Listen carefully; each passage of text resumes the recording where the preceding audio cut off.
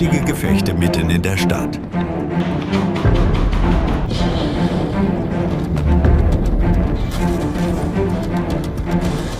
বন্ধুরা, খবর সংযোগের বিশ্লেষণমূলক অনুষ্ঠানের আজকের ভিডিওতে আমরা কথা বলবো এমন একটি ঘটনা নিয়ে যা পুরো ইউক্রেন যুদ্ধের মোড় ঘুরিয়ে দিতে পারে।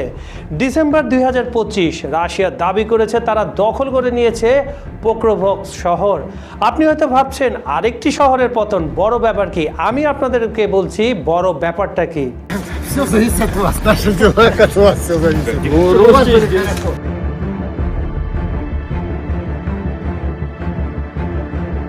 কিন্তু আমি যখন আপনাকে বলবো এই শহরের গুরুত্ব কতটা আর এর পতন ইউক্রেনের জন্য কি অর্থ বহন করে, তখন আপনি বুঝবেন এটা কেন গেম চেঞ্জার। শেষ পর্যন্ত থাকুন, কারণ আজকের ভিডিওতে আপনি জানবেন এমন সব তথ্য যা মূলধারার মিডিয়া হয়তো আপনাকে পুরোপুরি বলছে না।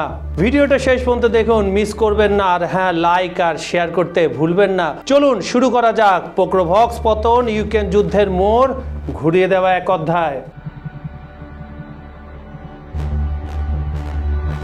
পোক্রোভস্ক, যাকে রাশিয়ানরা এখনও তার পুরনো সোভিয়েত নাম ক্রাসনো আমেকস বলে ডাকে, এটা কোনো সাধারণ শহর না। যুদ্ধের আগে এখানে 60,000 মানুষ বসবাস করত।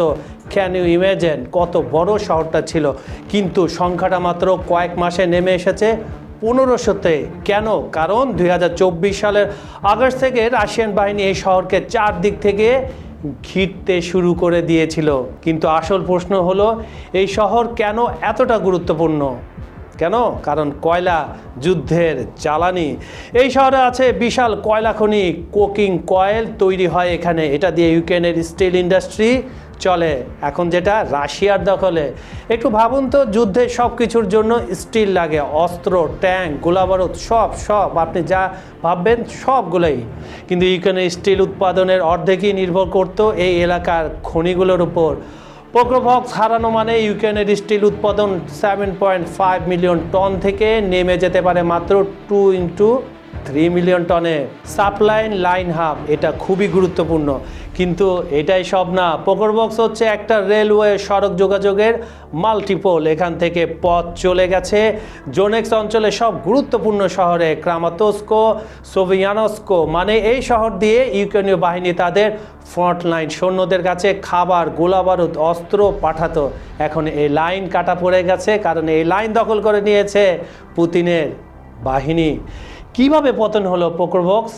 এবার আসি যুদ্ধের গল্পে। রাশিয়া কিন্তু হুট করে আক্রমণ করে শহর দখল করেনি, এটা আপনাকে মাথায় রাখতে হবে।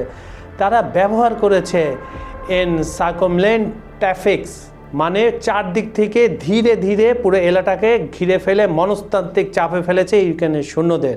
আপনি যদি একটু টাইমলাইনটা লক্ষ্য করবেন, আমি যে টাইমলাইনের কথা বলছি, বন্ধুরা একটু কেয়ারফুল হন। আগস্ট 2024 রাশিয়ান বাহিনী শহরের 10 কিলোমিটার দূরত্বে পৌঁছে যায়। খুবই ভালো কথা, পৌঁছে সেখানে তারা অবজার্ভ করে।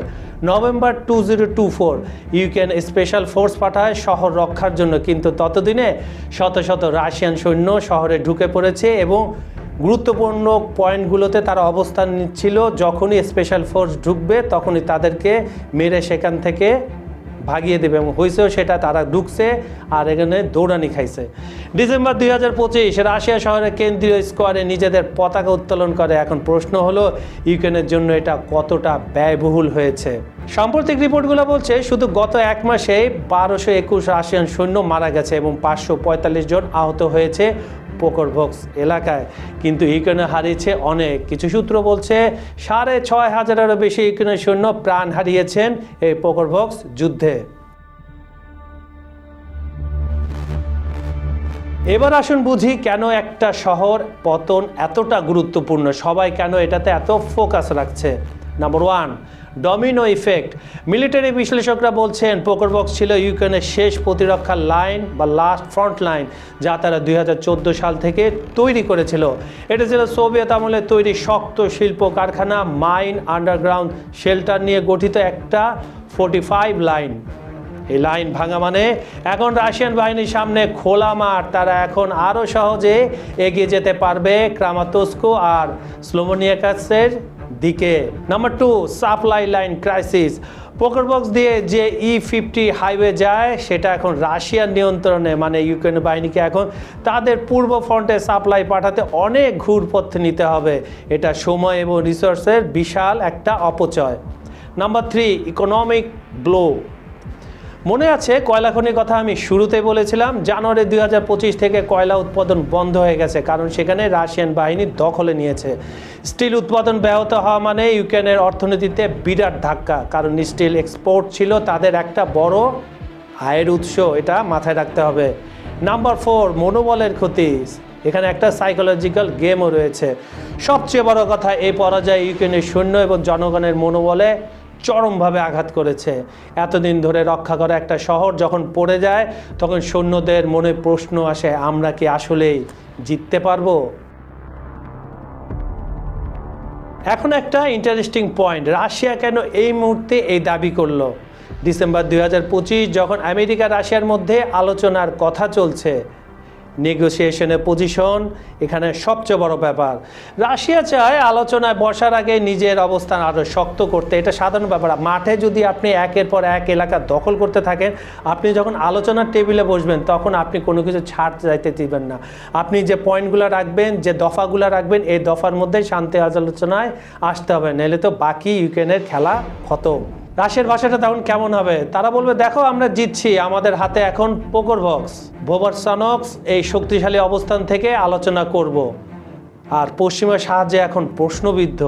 এই পরাজয় পশ্চিমের দেশগুলোকে আবার ভাবিয়ে তুলবে তারা কতটুকু সাহায্য করবে। আমেরিকা, ইউরোপ সবাই এখন হিসাব করছে, আরও অস্ত্র, আরও টাকা দিয়ে কি ইউক্রেন আসলে জিততে পারবে, না হলে তাদের অন্য পন্থা অবলম্বন করতে হবে। অন্য পন্থাটা কি? সেটা হচ্ছে আলোচনা করে যুদ্ধটা থামানো। না হলে জেলেনস্কিকে, ওই যে আপনার মনে আছে না শ্রীলঙ্কায় যে বিপ্লব হইল, হেলিকপ্টারে দড়ি ধরে পালাইলো, জেলেনস্কির অবস্থা সেরকম হইব। কিন্তু এখানেই গল্প শেষ না, ইউক্রেন কিন্তু হাল ছেড়ে দেয়নি। তারা বলছে যুদ্ধ এখনো চলছে শহরের কিছু অংশে। কি করছে ইউক্রেন সৈন্যরা দেখে আসা যায়। নাম্বার 1, নতুন ডিফেন্স লাইন। পোকারবক্সের পশ্চিমে তারা নতুন প্রতিরক্ষা ব্যবস্থা তৈরি করছে, কিন্তু এইটা কতক্ষণ স্থায়ী হবে তারা নিজেরাও জানে না। কেন, পুতিনের আরেকটা বাহিনী আছে, ম্যাড ম্যাক্স বাহিনী, পাগলা বাহিনী, এরা উড়াই দিব, দেখেন 2 দিন পরে আবার খবর আইতেছে। Number 2, guerrilla traffic, hit and run আক্রমণ, রাশিয়ান সাপ্লাই লাইনে হামলা। এই চোরাগুপ্তা হামলা দিয়ে আসলে করার কিছু থাকে না। যখন পুরো এলাকা দখল হয়ে যায়, চোরাগুপ্তা হামলা করে আপনি কোথায় পালাবেন? ওখান থেকে ইঁদুর যেমন গর্তে পারায়, গরম পানি ঢালে ইঁদুরগুলোরা বাইর করে, রাশিয়ান বাহিনী তাই করবে। Number 3, drone warfare. ড্রোন দিয়ে ব্যাপক হামলা চালাচ্ছে ইউক্রেন, কিন্তু তাদের সাপ্লাই অনেক কম। রিজার্ভ ক্রাইসিস, কিন্তু সবচেয়ে বড় সমস্যা রিজার্ভ সৈন্যের অভাব। বিশ্লেষকরা বলছেন ইউক্রেনের 3টা প্রধান শক্তি ছিল, শক্তিশালী ফোর্টিফিকেশন, দক্ষ কৌশলী চলাচল আর অবিরাম রিইনফোর্সমেন্ট। এখন 3টাই সমস্যা, রিজার্ভ শেষ, ফ্রন্ট দুর্বল হয়ে পড়ছে। এই পোকারবক্স পতনের পর ইউক্রেন যুদ্ধ কোন দিকে যাচ্ছে? আমি আপনাকে সম্ভাব্য 3টা সিনারিও বলবো, দেখেন তো আপনাদের সঙ্গে এটা মিলে যায় কিনা। সিনারিও নম্বর 1, রাশিয়ায় আরও অগ্রগতি। পোকারবক্স থেকে রাশিয়া এখন আরও পশ্চিমে এগিয়ে যেতে পারে। পোভলোগ্রাদ, ডোবোপ্লিয়া এসব শহর এখন ঝুঁকিতে পড়বে।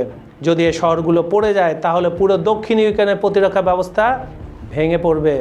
Scenario number 2, freezing the conflict. America Russia হয়তো একটা সাময়িক যুদ্ধবিরতিতে রাজি হতে পারে। এই মুহূর্তে যেখানে আছে সেখানেই থাকবে আর আলোচনা চালিয়ে যাবে, এটা সম্ভাবনা খুব কম। সিনারিও নাম্বার 3, ইউক্রেনের কাউন্টার অফেন্সিভ। যদি পশ্চিমারা ভারী অস্ত্র আর সাহায্য বাড়িয়ে দেয়, ইউক্রেন হয়তো আবার পাল্টা আক্রমণ করতে পারবে, কিন্তু এখনকার পরিস্থিতিতে এটা কঠিন না, অসম্ভব। এবার আসি মানবিক দিক। এতক্ষণ আমরা কথা বললাম যুদ্ধের কৌশল, জিওপলিটিক্স নিয়ে, কিন্তু আসল ট্র্যাজেডি হলো মানুষের। 60,000 মানুষের শহর এখন 1500-তে নেমে এসেছে। বাকিরা কোথায়? কেউ পালিয়েছে, কেউ মারা গেছে। যারা থেকে গেছে তাদের জীবন এখন অন্ধকারে।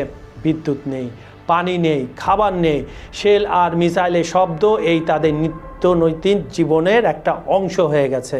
লাখ লাখ মানুষ উদ্বাস্ত হয়েছে এই যুদ্ধে। শুধু পোকারবক্স এলাকা থেকে হাজার হাজার পরিবার ঘর ছেড়েছে, তারা এখন কোথায়? বড় একটা কোশ্চেন মার্ক। অন্য শহরে, অন্য দেশে তাদের ভবিষ্যৎ অনিশ্চিত। আমরা আজকের এই ভিডিওতে কি শিখলাম বন্ধুরা? পোকারবক্স বা ক্রাসনো আমেরক্সের পতন আসলে কি বোঝায়? এটা বোঝায় যে যুদ্ধের গতি পাল্টাচ্ছে, রাশিয়া ধীরে ধীরে কিন্তু নিশ্চিতভাবে এগিয়ে যাচ্ছে, আর ইউক্রেন যতই সাহসী হোক তাদের সৈন্যরা রিসোর্সের অভাব টানছে। তাই প্রশ্নগুলো থেকে যায়, পশ্চিমা কি আরও সাহায্য দেবে? রাশিয়া কি এখানে থামবে নাকি আরও এগাবে? ইউক্রেন কি পাল্টা আক্রমণ করতে পারবে নাকি শান্তি আলোচনা কি সফল হবে? এই প্রশ্নগুলো উত্তর পাওয়া যাবে আগামী কয়েক সপ্তাহ বা কয়েক মাসে।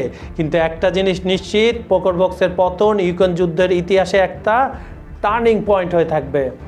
বন্ধুরা, এই ভিডিওটা কেমন লাগলো কমেন্টে জানাবেন। আপনারা কি মনে করেন এরপর কি হতে পারে সেটাও কমেন্টে জানান। খবর সংযোগের বিশ্লেষণমূলক অনুষ্ঠানটি আপনারা পৃথিবীর কোন প্রান্ত থেকে দেখছেন কমেন্টে জানান। Bangladesh, Bharat, Pakistan, America, Europe, Ukraine, Brazil, Argentina, Africa, Saudi Arab, Kuwait, Dubai, মধ্যপ্রাচ্যে যেখান থেকে দেখুন না কেন, আমরা আপনার মতামত শুনতে চাই। বিজ্ঞাপন ও প্রমোশনের জন্য ডেসক্রিপশনে দেওয়া নাম্বারে যোগাযোগ করতে পারেন। আজ এই পর্যন্ত আমি কাজল হাতে বিদায় নিচ্ছি। প্রতিশ্রুতি থাকলো কাল একই সময় আবার ফিরবো নতুন টপিক, গভীর বিশ্লেষণ আর আরও বড় দৃষ্টিভঙ্গি নিয়ে। ভালো থাকুন, নিরাপদে থাকুন। ধন্যবাদ সবাইকে।